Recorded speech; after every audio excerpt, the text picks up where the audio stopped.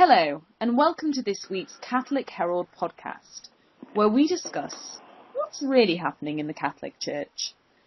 I'm Madeline Tehan, the Associate Editor, and today I'm joined by Father Mark Drew, who writes this week about the unstoppable rise of Cardinal Sarah. Father Drew tells us that in a church where many things now seem uncertain, the Iron Cardinal from a remote African village has become a standard-bearer for Catholic orthodoxy. Father Mark Drew, very interesting piece, profile piece on this individual who seems to sort of come out of nowhere in the recent synods. He's shot to fame amongst a lot of Orthodox Catholics, especially. Yeah. Can you start by helping us to understand him, but giving us a brief summary of Cardinal Sarah's life prior to his arrival in Rome in 2001, when he was appointed secretary for the Congregation for the Evangelization of Peoples? You know, what were his spiritual and intellectual influences, and what was his life journey so far? Well, I mean, he talks about himself a lot in his interview, book-length interview, which came out about a year ago, I think. And he sets out his own very humble origins. I mean, here we have somebody who has, to use a phrase that's come into some vogue in recent times, he really is somebody from the margins, on the peripheries. He comes from a very humble African village. Apparently a round brick hut was everything his family had. That was all he knew. And he talks quite touchingly about his experiences as a child. His parents had been first-generation Christians. His parents were pagans who'd been converted and baptized. Wow. So he was brought up as a second-generation Christian, sort of, I guess, what you could call a neophyte fervor, really. And he understands, from this point of view, the traditional African religions, both their strengths and their limitations. He does not completely negative about the spiritual tradition that comes from the wisdom of a certain pre-Christian culture, but it's also clear that the gospel is, for him, a liberation from many of the fears that keep people away from an opportunity to grow both spiritually and humanly. And of course, his talent was noticed when he was very young by the Holy Ghost missionaries, the Spiritans, as I believe they now want to be called. Mm-hmm. They were French, or at least that they were imbibed with French culture, which is he imbibed. I've read much of his book in French, and he writes very elegantly, as if it were his first language. So he's imbibed not only French cultural tradition, but French spiritual and theological tradition.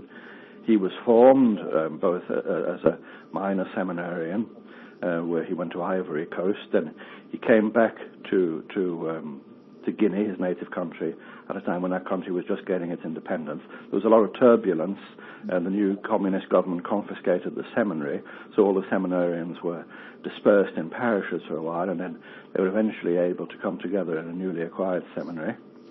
But he completed his seminary training in Paris, I think in Nancy, in France, rather, in Nancy. And then he went to Rome to study at the Biblicum. So you've got somebody here with very interesting and diverse strands, of French Catholicism and the Roman Romanità, the Roman attitude, all of that with traditional African wisdom and the experience of an extremely unstable and actually quite hostile dictatorship in his early years. We've got somebody who was really formed in the crucible, I think.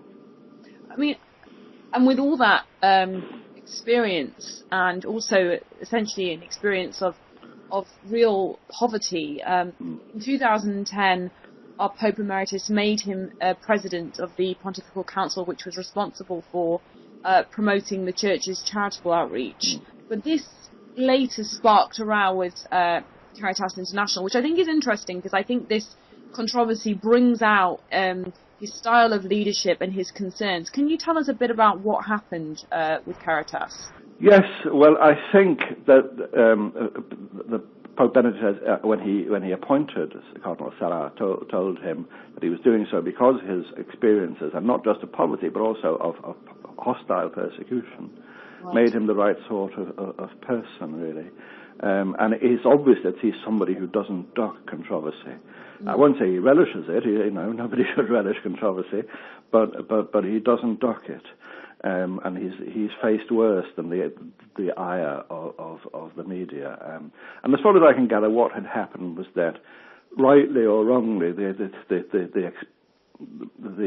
idea in Rome was that Caritas had wandered a bit from its Catholic identity. It was becoming just another charitable NGO that was not really very concerned about applying Catholic principles and was, if you might say, a little too hand in hand with forces and agencies which might be pursuing a bit more of a secularist agenda. And so, first of all, the British, actually, she's, I believe, a Zimbabwean-born director, Leslie Ann Knight, her second mandate was not renewed, and that in itself created some upset among the agencies, some of the agency staff at least. And then it was made clear that a new set of what you call statutes would be drafted, and that these statutes would insist very, very strongly on Catholic identity and Catholic moral principles as guiding the work of the organisation. Now, in the course of that, Cardinal Oscar Rodriguez Maradiaga, who has come to some prominence himself during the present pontificate, although he was already, in fact, beforehand had been noticed as a very strong force, seen more as on the liberal side of the Church. He was the cardinal protector of Caritas, and really was, to an unusual degree, forthright in taking the side of the Vatican's critics within the organisation. But again, in a very patient and polite way. There wasn't a public spat of any sort, but there was a frank exchange of views, as we say. And the Cardinal Sarà was equally frank and seems to have won the day in that the new statutes went through.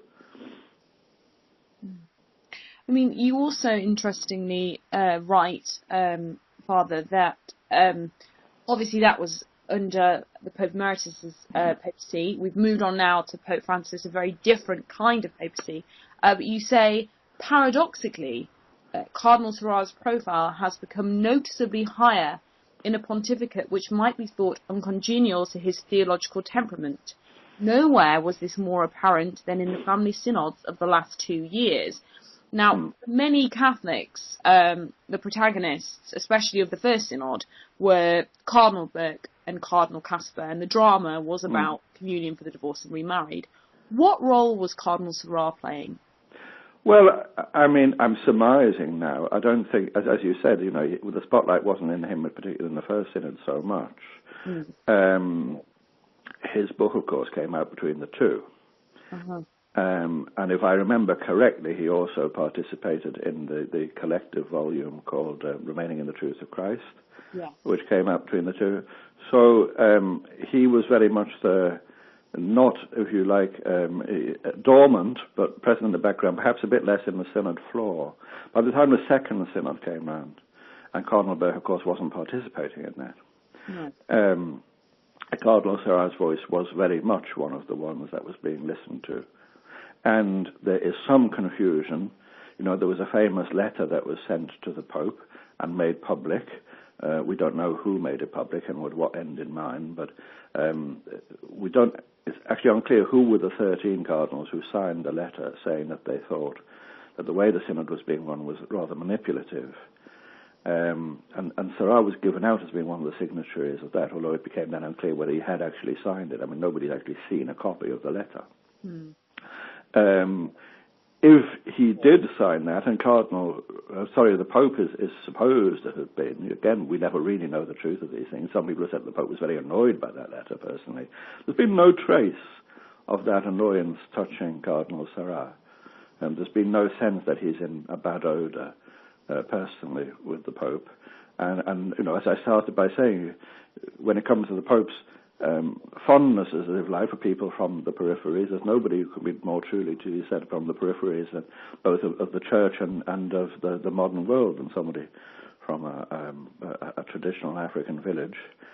he can't be accused of being, an agent of Eurocentric colonialist thought or anything like that. No. So it is interesting from that point of view. I mean, it is said, again, we don't really know what the Pope's inmost thought on this matter is, but he is said to favour the liberal line promoted by Cardinal Casper. It's clear that Cardinal Sarah does not favour that line at all. No. And indeed, there's one issue which, again, between the two synods came to the fore, which hadn't really been made much noise in the run-up to the first synod, the issue of the pastoral treatment of homosexual persons. Right. And the people who drafted, if you remember, the document that came through towards the end of the first synod put in a really quite advanced and daring paragraph about recognising the talents of homosexual persons and so on, which was obviously meant to be a bridgehead to taking what they call a more pastoral tone. Cardinal Sarah stood up with other Africans, but it was principally his voice, and said, well, this is not part. This is absolutely not a priority for us. And not only is it not a priority, but it seems to us as being a kind of neo-imperialistic promotion of very much first world preoccupations. And there was nothing in the end. There was a tone of disappointment when the issue was raised in the second synod. Nothing came out. There was hardly any mention of homosexuality, and the Pope seems to have thought that it was too hot a potato. And of those who wished that that hot potato should be picked up in a certain way, blamed Cardinal Sarah. There's no doubt about that. He is the villain of the day for some of them. Yeah. In that he spearheaded a movement largely, but not exclusively, made up of cardinals from what we call, rather patronizingly, the Third World, saying, that this is anathema in our cultures, and we're not going to allow this to be made an issue. Well, I think you touched on a few things there. He's a pope from the periphery. Sorry, he's not the pope. He's a cardinal from the peripheries, and he's also obviously has these views on. Well, he's very outspoken on sexual morality, not in a strident way, but he's willing to just say what he thinks. Yes. In your article regarding the next conclave, you say that you certainly wouldn't put your money on having a pope from the West African savannah, but then you go on to say only a foolhardy pundit would rule it out. I mean, he would be an extraordinary candidate because he's from the peripheries, he's African, he has great solidarity with the poor and knowledge of the poor. So the BBC would be doing cartwheels in some respects, but then on the other hand, his views on sexual morality are likely to cause a lot of upset amongst secular liberal journalists. Yes. So and among Catholics who are, to some extent at least sympathetic to their worldview. Yes.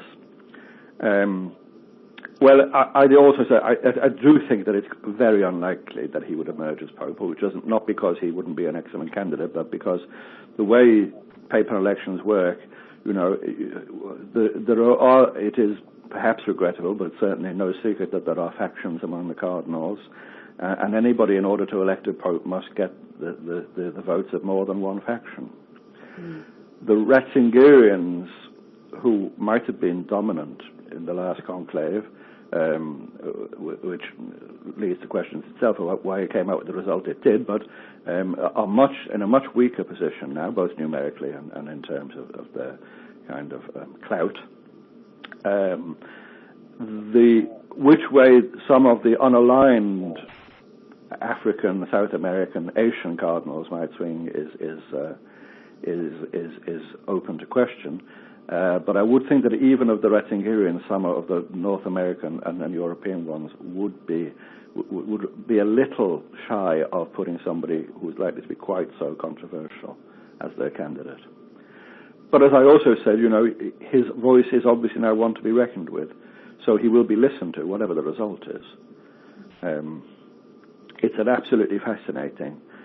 Of course, there's no vacancy. That's the first thing to say. But there's no vacancy at the moment. We don't know when there will be. Pope Francis has talked about having a short papacy, but Pope Francis often does kind of bounce ideas off the wall in this way, and he can then go on and bounce another idea off the wall sometimes later. So I wouldn't put too much stock by that. No. And by the time there is a vacancy, we don't know how old Cardinal Seurat will be. I mean, he's not a spring chicken now. But I've no doubt at all that he will be an influential voice for the foreseeable future within the Sacred College. Well, I know now that you're dying to read Father Mark Drew's profile of the Iron Cardinal, so why not pick up a copy of the Catholic Herald tomorrow, or, better still, subscribe from only £1 per issue. Visit catholicherald.co.uk for more details. Father Mark Drew, it's always a pleasure. It's been an absolute pleasure. Thank you so much for joining us again today. Thank you very much, Madeline.